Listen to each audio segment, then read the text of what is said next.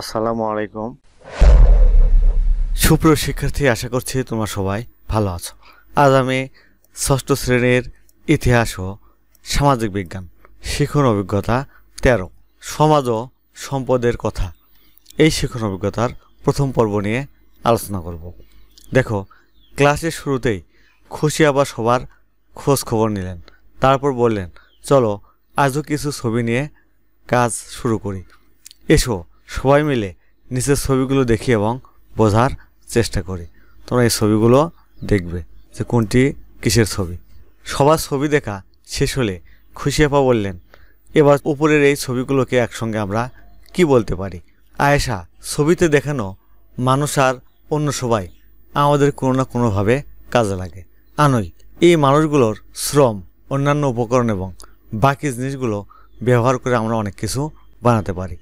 দীপঙ্কর, এগুলো ব্যবহার করে আমরা অনেক সেবা পেয়ে থাকি। খুশি আপা বললেন, বাহ, তোমরা দেখি এদের গুরুত্বপূর্ণ বৈশিষ্ট্যগুলোই বলে দিলে। ঠিকই বলেছ তোমরা, এদের সবারই এই বৈশিষ্ট্যগুলো রয়েছে, আর এজন্যই এদেরকে এক কথায় আমরা সম্পদ বলি।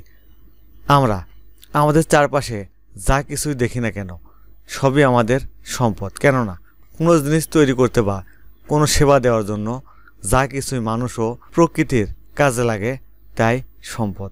এবার চলো আমরা দলে বিভক্ত হয়ে যে ছবিগুলো দেখলাম সেগুলোর ধরন অনুযায়ী আলাদা করে নিচের টেবিলে 3টি কলামে বিভক্ত করি। এভাবে 3টি কলামে বিভক্ত করবে। তারপর সবাই যার যার দলে বিভক্ত হয়ে ছবিগুলো থেকে একই ধরনের সম্পদ আলাদা আলাদা কলামে নতুন করে সাজালো। সবগুলো দল উপস্থাপন করার পর সবার সাজানো একসঙ্গে মিলিয়ে নিচের টেবিলের মতো চেহারা দাঁড়ালো। এই যে এগুলো এক ধরনের সম্পদ, এগুলো এক ধরনের সম্পদ এবং এগুলো এক ধরনের সম্পদ। এগুলো হচ্ছে প্রাকৃতিক সম্পদ, এগুলো হচ্ছে মানব সম্পদ এবং এগুলো হচ্ছে রূপান্তরিত সম্পদ। তাহলে যে সম্পদ কোনো মানুষ তৈরি করে না বরং সরাসরি প্রকৃতি থেকে পাওয়া যায় তাকে প্রাকৃতিক সম্পদ বলে। যেমন পানি, বাতাস, সূর্যের আলো, তামা, লোহা প্রভৃতি। আচ্ছা, তোমরা কি আরও কিছু প্রাকৃতিক সম্পদের নাম বলতে পারো? তখন সবাই চারপাশে ছড়িয়ে ছিটিয়ে থাকা বিভিন্ন প্রাকৃতিক সম্পদের উদাহরণ খুঁজে বের করলো। চলো আমরা ওদের মতো করে চারপাশে ছড়িয়ে ছিটিয়ে থাকা প্রাকৃতিক সম্পদের উদাহরণ খুঁজে এবং নিচের ছকটি পূরণ করি। সুপ্রিয় শিক্ষার্থী, চলো এই ছকটি কীভাবে পূরণ করতে হবে সেটি আমরা আমাদের নোট থেকে দেখে নেব। তোমরা এখনও যারা আমাদের চ্যানেলটি সাবস্ক্রাইব করোনি তারা প্লিজ সাবস্ক্রাইব করবে। সুপ্রিয় শিক্ষার্থী, আমার আরও একটি নতুন চ্যানেল কবে, কোথায়, কিভাবে, এই চ্যানেলে তোমরা দেশ বিদেশের অজানা বিষয় জানতে পারবে।